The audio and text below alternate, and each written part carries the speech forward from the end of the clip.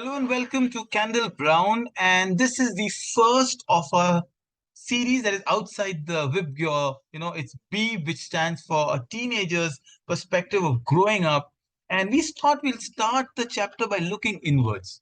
So, as a teacher, when you're talking to your students, when you're presenting this conversation, we said, let's take a chapter one on the basic emotion of self awareness, the first of the 10 life skills that we want to talk about. And it is said today is a beautiful quote. I wish every teacher writes this quote on their blackboard, make students write it, which is so relevant for a Gen Z millennial today, which says, so many selfies, so little knowledge about the self. And this is exactly what you're talking about.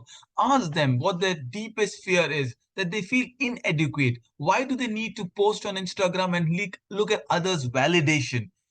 The ability to go out and connect with others, we've lost it. Remember the Nokia ad, connecting people? Perhaps we need to revive the Nokias in our life, in relationships with our family members, with our friends on an actual field. Perhaps we've forgotten the idea that it is the light, which is a statement I love, which says, not our darkness that frightens us most. So it means for a young 15-year-old who's looking at this book, or a teenager, it says that when the spotlight is on you, perhaps that is when you're most afraid. Do not be afraid of the spotlight, because this is your world. Go ask yourself, who am I to be brilliant, gorgeous, talented, and fabulous? Actually, who are you not to be? So you are talented. And this is where our activity series of this current curriculum starts with. As always, the book is divided into simple 13 chapters. This is the first chapter with the SDG tag, self-awareness. There's so many small, as if you're making a mind map and talking about the inner light.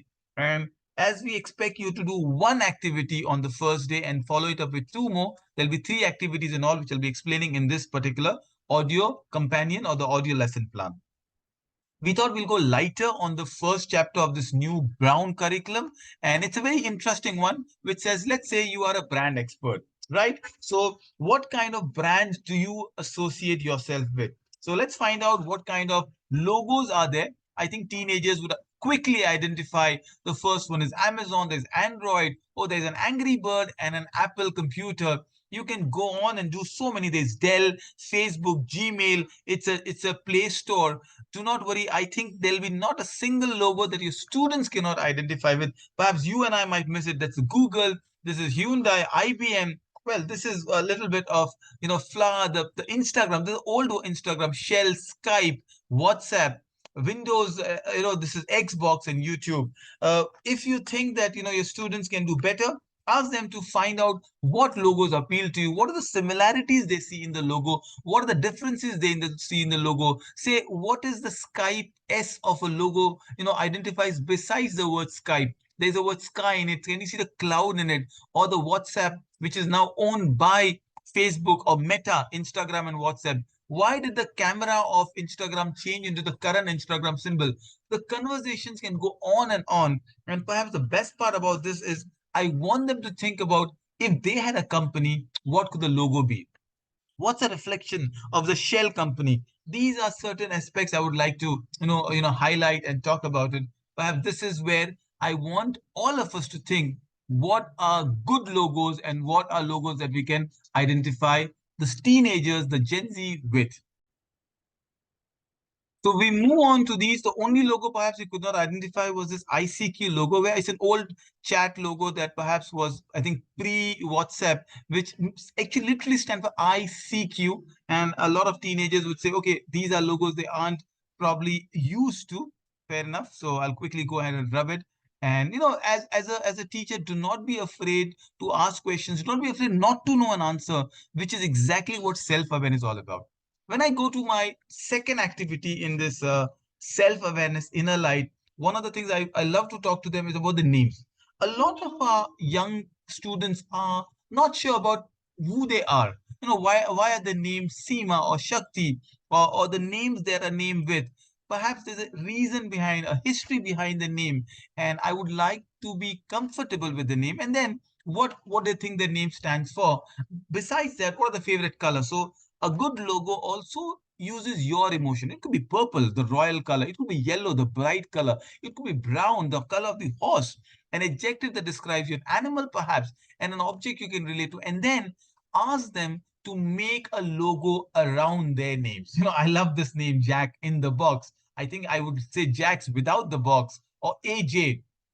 I had a friend, Amir Jamal, and we used to call him AJ. I think from the movie Armageddon, there was an AJ there.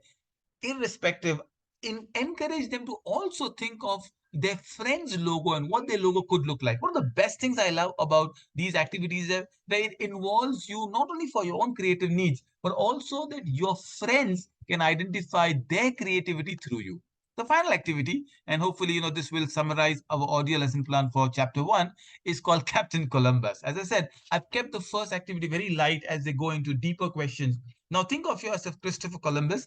Perhaps even the name should evoke multiple emotions. Christopher Columbus, the way we read and knew about him, was known as the savior, the conqueror, the sailor. But trust me, if you look at the perspective of the native Indians, the Red Indians, the people of New Mexico and the Caribbeans, they look at him as the plunderer, the one who came on the European colonialist approach, the one who brought rats and devastation and death around it, and the quest for gold and wealth. Depending on who you are, Christopher Columbus is a beautiful deep dive topic only to talk about. But here our goal perhaps is to think about them as the captain of the goal of the ship, and what their goal is to reach an island. What kind of island do you think of? So, it is Jack Sparrow, the pirate you are looking about. It's just an interesting conversation that we want to talk about. What would be Christopher Columbus's worst nightmare on a journey like this? Write them in the order of your worst to highest. Is it seasickness? Is it sailors mutiny? Is it the pirates? Is it the sharks, the natives, the money? And was he right in conquering a race and finding a new world? And when you think of deeper things, think of Marco Polo. Think of Zheng He. Think of Ibn Battuta. A lot of time we do not think of the sailors who are just not famous. It's just like, Gautam Gambhir, my favorite coach of the Indian cricket team, says, Gigi, that Dhoni is not the only one who won India the World Cup. There were 11 others as well, or 10 others perhaps.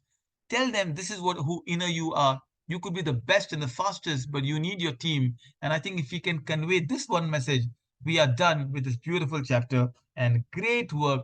Remember, the SDG goals have to be reinforced, not taught. The two SDG goals we try to use, incorporate in particular activities. Goal number 4, which is quality education, everything about you. But also goal number 9, because we're talking about discovery, logos, companies, is industry, innovation, and infrastructure.